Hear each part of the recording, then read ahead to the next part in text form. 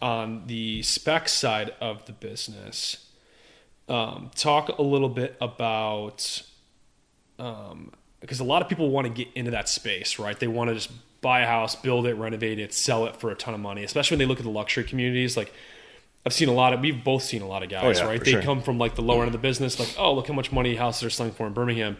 No big deal.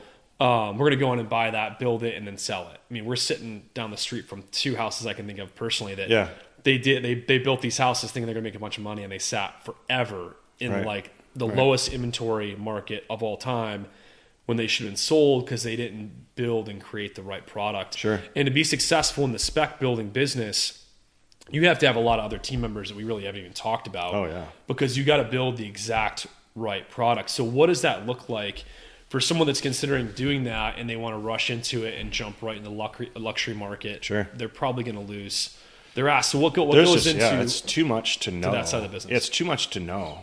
Like, it's just a little bit easier at lower price points. There's just too many things that people expect, and it's too much to know exactly what to put in there at the beginning. But again, there's really, really successful people that build specs or, flip houses at lower price points, things like that. This luxury market, like, there's just less people because it's harder. The customers are more, demanding, difficult. The design's a little bit more demanding and difficult. But yeah, no, I think to answer your question, I guess, would be, it was just really difficult to get in here. And I look back at it, I'm like, I'm surprised that we're like still like successful. But if you look back at it, it's like, yeah, we didn't just start doing this. We had 15, 16 years before we broke into that $2 million market. And we needed all that. We still made mistakes on that first one. I'm sure we're still making mistakes. So I'm going to look back 10 years from now and be like, oh, wow, we should have been doing it this way forever, Yeah, it's yeah. I don't know if that answers the question or not. Yeah, so I think there's like you've talked about all your internal team. I feel like on the spec building side of the business, there's also the external team that you need. Like, the architects are very different. I mean, you got to have the right floor plan and functionality. Sure.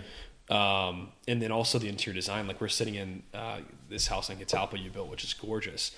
All the cabinetry is custom, like locally fabricated. Yeah. Looks like built-in pieces of furniture.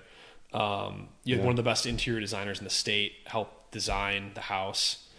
And then one of the best architects too. I mean, San Martino. So you got the architect, the designer and the custom cabinetry fabricators, which are all key. Now, these are exterior pieces to the business. These guys are outside. They're not only working for you. Sure. But if you're going to build in the luxury spec market, you have to have all these guys in place. And if you don't, you're going to be one of the guys that goes in, risks a ton of capital, and then builds a house that no one wants because it doesn't have the right components. Right. And it sits forever, and then you end up losing $200,000 Sure. instead of making money. Yeah. And we've seen a lot of guys do that and come and go in this market over the years. Definitely. And the other thing too is like being humble about it and knowing that like I'm just an organizer, and as much as I think I know about what kind of house should go here, you have to rely on all these other people that are professionals at what they do. Because like same thing goes for the architect as it goes for the plumber. Like when you show up to a job and the plumber has a suggestion, you better listen to him. This guy plumbs a house, all day, every day. And so I'm sure he doesn't want to come back for any warranty.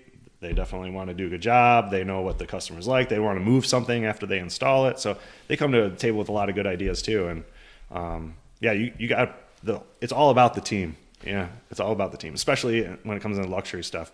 And that is one thing that was kind of hard. I always want to do like what I want to do or whatever. But in reality, it's like you just kind of take everybody else's ideas and you organize them and put them together, and then you have a chance to come up with something sweet. Yeah. So let's talk about some fun bullet points.